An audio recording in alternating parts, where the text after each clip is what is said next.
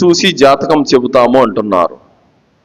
ప్రపంచంలో ఏ మానవుడికైనా మీరు తీసుకోండి, ఈ చేతిలో మెయిన్ పెద్ద పెద్ద గీరలు ఏవైతే ఉన్నాయో ప్రతి మనిషికి అలాగే ఉంటాయి. ప్రతి మనిషికి ఇలా ముడిచి ముడిచి ముడిచి అలాగే ఉంటాయి. స్పెషల్గా వేరే వాళ్ళకి ఏమి ఉండవు, అందరికీ అలాగే ఉంటాయి. ఫింగర్స్ ఏవైతే ఉన్నాయో అవి, వేలు ముద్రలు ఏవైతే ఉన్నాయో అవి మనిషికి ఒక్కొక్క మనిషికి ఒక విధంగా ఉంటాయి. మరి ఈ యొక్క అరచేతి ముద్రలు సృష్టికర్త అయినటువంటి అల్లా దేనికి ఇచ్చాడు? జాతకం చూసుకోమని ఇచ్చాడా? లేదు. దేనికి ఇచ్చాడు? మీరేదైనా వస్తువులు పట్టుకోవటానికి గ్రిప్పు, ఏదైనా వస్తువు జారిపోకుండా బలంగా మీరు పట్టుకోవటానికి ఆ పట్టు కోసం, ఆ గ్రిప్స్ కోసం అల్లా తాలా మీకు ఈ విధమైనటువంటి ఏర్పాటు చేశాడే తప్ప జాతకాలు చూసుకోమని కాదు. మీరు ఎన్ని వస్తువులు పట్టుకున్నా, మీరెంత పని చేసినా ఈ చేతి గీతలు అరిగిపోవు. మీరు ఎంత నడిచినా చెప్పులు లేకుండా కాళ్ళలోని గీరలు అరిగిపోవు.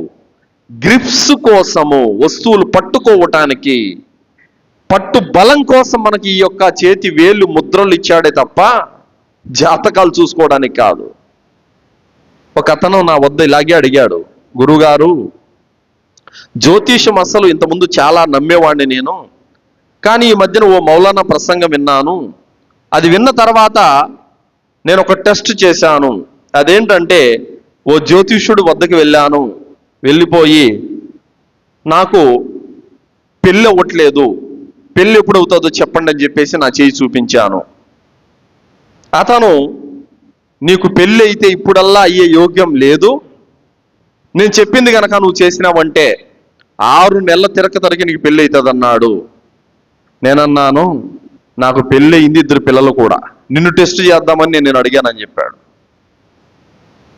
ఈ విధంగా మీరు కావాలంటే టెస్ట్ చేయండి ఎవరినైనా కూడా, ఎవడు చెప్పలేడు.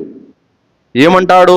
నీకు త్వరలో అది ఉంది, త్వరలో ఇది ఉంది, నీకు త్వరలో పెళ్ళి అవుద్ది, త్వరలో, ఇవన్నీ ఎవడైనా చెప్తాడు. అదేం పెద్ద విషయమా?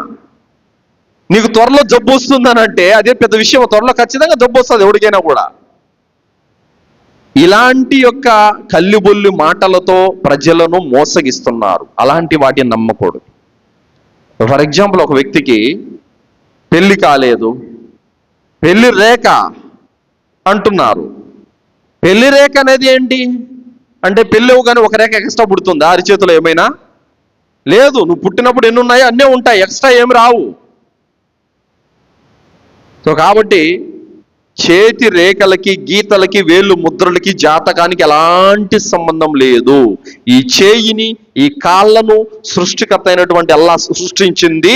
దాని వెనక ఉన్న అంతర్యం వేరు, వీళ్ళు తీసుకుంటున్నటువంటి అంతర్యం వేరు.